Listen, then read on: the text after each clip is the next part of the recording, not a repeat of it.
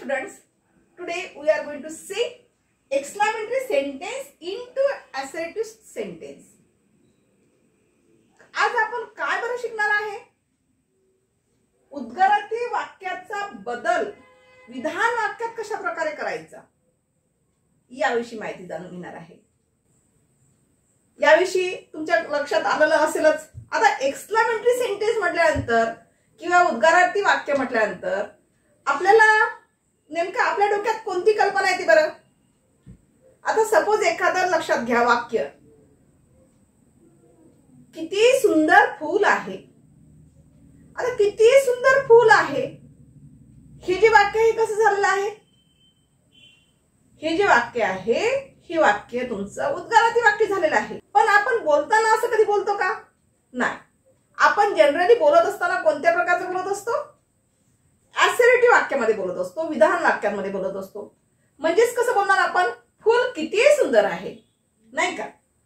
म्हणजे आता आपल्याला असे काही रूल्स बघायचे आहे की एक्सक्लेमेटरी सेंटेन्सचं वाक्य जर असेल तर त्यावेळेस कशा प्रकारचे वाक्य येतात आणि त्याला असर्टिव्ह सेंटेन्स मध्ये जर कन्वर्ट करायचं असेल तर कशा पद्धतीने बदल करायचा या संदर्भात आपण आजच्या तासामध्ये काय बघणार आहोत?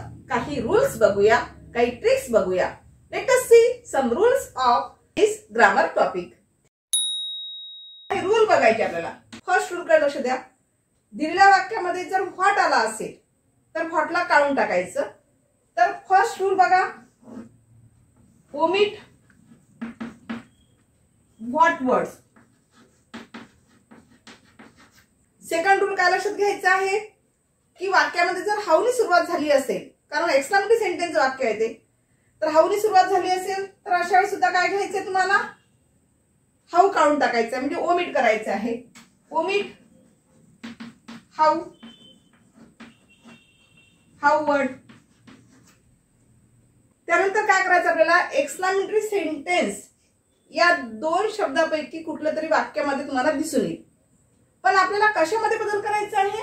असर्टिव्ह सेंटेन्स मध्ये बदल करायचा आहे. तर अशा वेळेस नेमकं काय घ्यायचं आहे? नंतर काय लक्षात घ्यायचं आहे?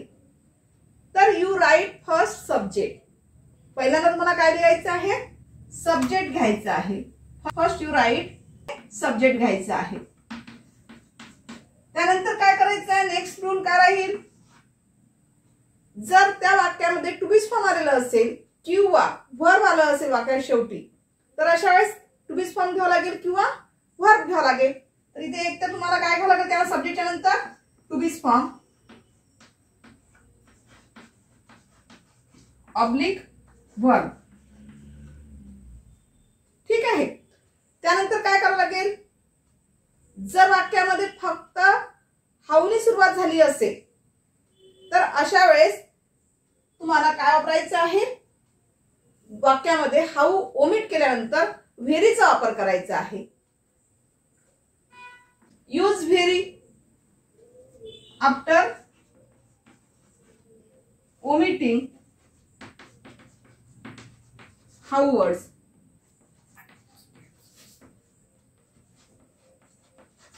ठीक आहे. त्यानंतर काय करायचं आहे? तर वाक्याच्या सुरुवातीला व्हॉटने सुरुवात झाली असेल तर व्हॉट काढून आपण कशाचा वापर करत असतो वाक्यामध्ये? अव्हेरी किंवा ॲन वापरत असतो. तर बघा नेक्स्ट रूल काय राहील?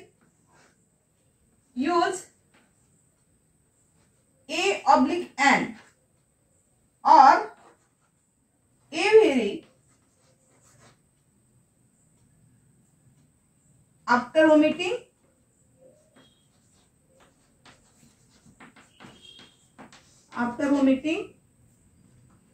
What words. What word. जर वाक्यामध्ये ऍडजेक्टिव्ह आलं असेल तर यानंतर ऍडजेक्टिव्ह वापरायचं व्हेरी नंतर. जनरली ऍडजेक्टिव्ह येत असते. जर ऍडजेक्टिव्ह आलं असेल तर ऍडजेक्टिव्ह घ्या, ऍडव्हर्ब आलं असेल तर ऍडव्हर्ब घ्यायचं. हा. त्यानंतर काय करायचं आहे? Remaining part of sentence join करून टाकायचं आहे. ठीक आहे. म्हणजे अव्हेरी घेतल्यानंतर जे काही वाक्यामध्ये शिल्लक राहत असेल, म्हणजे तुम्हाला काय करायचं आहे? राहिलेला जो भाग आहे तो भाग त्यानंतर जोडून द्यायचा आहे. यामुळे काय होईल? यामुळे तुमचं वाक्य पूर्ण कंप्लीट होईल, म्हणजे असर्टिव्ह सेंटेन्स तयार करता येईल. या सर्व गोष्टी तुम्हाला लक्षात घेणं गरजेचं आहे. फर्स्ट रूल काय सांगितला, omit what word. Second rule मध्ये काय सांगितलेलं आहे, omit how word. Third rule मध्ये टेक सब्जेक्ट. फोर्थ रूल मध्ये to be form oblique verb. म्हणजेच काय, तर वाक्यात टू बी फॉर्म आला असेल टू बी फॉर्म घ्यायचं, जर वर्ब आला असेल तर वर्ब घ्यावं लागेल. फिफ्थ रूल काय सांगितलेलं आहे, यूज व्हेरी. केव्हा घ्यायचं आहे यूज व्हेरी, व्हेरी कधी वापरायचं आहे, आफ्टर ओमिटिंग हाऊ वर्ड. ज्या वेळेला तुम्ही हाऊचा शब्द ज्यावेळेस तुम्ही ओमिट केल्यानंतर तुम्हाला व्हेरीचा वापर करायचा आहे. आणि रूल 6 सांगितलेला आहे, यूज ए ऑब्लिक एन और a very after omitting what word. म्हणजेच काय, तर व्हॉट हा शब्द काढून टाकल्यानंतर, ओमिट केल्यानंतर त्या वाक्यामध्ये ऍसिडिटी बनत असताना त्या ठिकाणी तुम्हाला कशाचा वापर करायचा आहे, एकतर वाक्यामध्ये ए वापरा किंवा ए व्हेरी असं घेतलं तरी ते वाक्य आपल्याला तयार करता येईल. ठीक आहे. तर त्यानंतर काय लक्षात घ्यायचे आहे, तर यानंतर ही एवढे रूल्स तयार झाल्यानंतर रिमेनिंग पार्ट ऑफ सेंटेन्स, जे काही वाक्यामध्ये राहिलेला भाग असेल तो भाग त्यानंतर जोडून द्यायचा आणि शेवटी फुलस्टॉप घ्यावे लागेल. आणि ओमिट एक्सक्लामेटरी मार्क सगळ्यात शेवटी काय लक्षात घ्यायचं आहे, एक्सक्लामेटरी मार्क जे आलेल्या वाक्यामध्ये ते काढून टाकायचं आहे आणि त्याऐवजी काय करायचं, in spite of you use full stop, त्याऐवजी तुम्हाला काय ठेवायचं आहे, फुलस्टॉपचा वापर करायचा आहे. ठीक आहे. चला, in this way we have seen some rules of exclamatory sentence into assertive sentence.